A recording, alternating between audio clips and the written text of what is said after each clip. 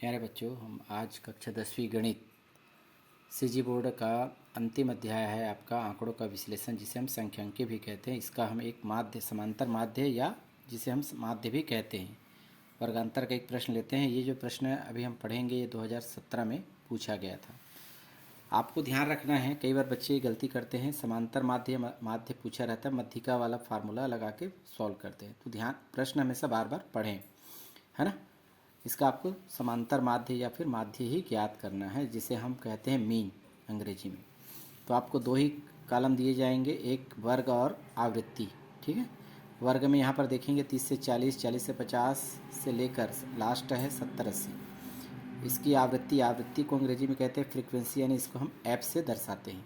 सबसे पहले ये ध्यान रखें कि इसका फार्मूला क्या होता है। तो यहाँ पर आप देखेंगे फार्मूला हम पहले लिख लेते हैं ताकि हमें समझने में आसानी हो। समांतर माध्य बराबर होता है सिग्मा, बोलते हैं एफ एक्स बटा सिग्मा एफ, है ना।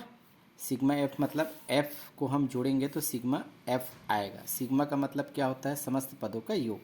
तो सबसे पहले हम इसको छोड़ देते, इसकी आवश्यकता नहीं पड़ेगी। सबसे पहले आपको यहाँ पर दिखाई दे रहा है एक्स, तो एक्स कहाँ से मिलेगा। अगला पद लिखेंगे, यहाँ पर कॉलम में लिखेंगे मध्य बिंदु, है ना। मध्य बिंदु को मानेंगे एक्स। एक्स जो है हमको वर्ग से प्राप्त होगा, यानी पहले वाले कॉलम से। 30 और 40 को जोड़ेंगे, है ना। 30 और 40 को जोड़ करके 2 से भाग देना, यानी इसका औसत निकालना है। तो 30 और 40 कितना होता है 70, और 70 का आधा करेंगे तो कितना होगा 35। तो यहाँ पर आएगा 35, 35 आएगा। इसी प्रकार 40 और 50 को हम जोड़ेंगे, होगा 90। ये रफ कार्य कर सकते हैं, चाहे तो आप यहाँ पर, है ना। यदि समझ में नहीं आ रहा तो रफ कार्य कर लीजिएगा। 30 और 40 को हम जोड़े थे और 2 से भाग दिए थे, कितना आया था यहाँ पर 70/2। तो इसको हम काटेंगे तो कितना आएगा 35, ये 35 लिखे। इसी प्रकार 40 और 50 का हम योग करेंगे और 2 से भाग देंगे, तो ये होगा 90/2। 90 का आधा कितना होता है 45। तो चूंकि ये 10 का अंतर है, तो 10 के अंतर में हम इसको लिख सकते हैं। तो क्या लिखेंगे, 35 के बाद आएगा 45, फिर आएगा 55, फिर आएगा 65, और फिर आएगा यहाँ पर 75। ठीक है, ये हो गया आपका मध्य बिंदु। ठीक, अब यहाँ पर देखो x का गुना किससे है, f से। तो f आपके पास है, और x यदि हम दोनों का गुना करेंगे f x मिल जाएगा आपको। तो यहाँ पर देखो f और x तो संगत गुना करेंगे, 11 का गुना 35 से। तो यहाँ पर आप लिखेंगे अगले कॉलम में एफ एक्स का गुना किया जा रहा है।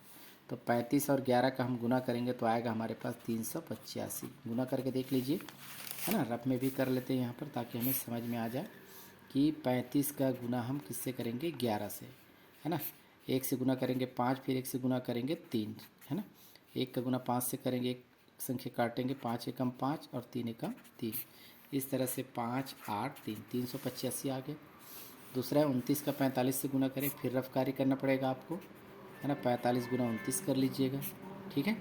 तो चलिए 9 पंचे 45 का 5 हासिल 4, 9 चौक 36, और 36 और 4 कितना हो गया 40।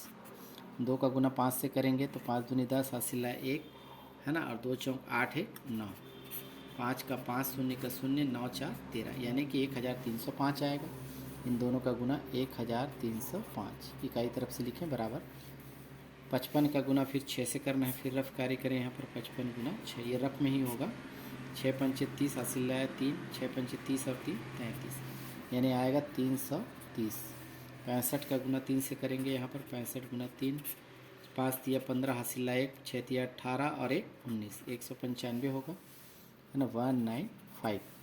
75 का 1 से गुना आसानी से कर सकते हैं, 75 एक 75।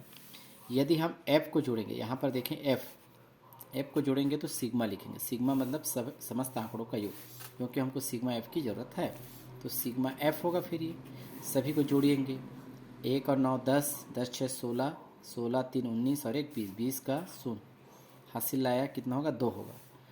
1 और 2 3, और हासिल 2 है तो 3 और 2 कितना होगा 5, यानी सिग्मा एफ का मान कितना होगा 50। अब हमें यहाँ पर देखना है एफ एक्स की ज़रूरत पड़ेगी, इसका समस्त पदों का योग। तो सिग्मा एफ एक्स होगा, सभी पदों को जोड़ेंगे। अब जोड़े यहाँ पर 5 5 10, 10 5 15, 15 5 20, 20 का 0 हासिल आया 2, ये है ना, लिख सकते हैं चाहे तो आप।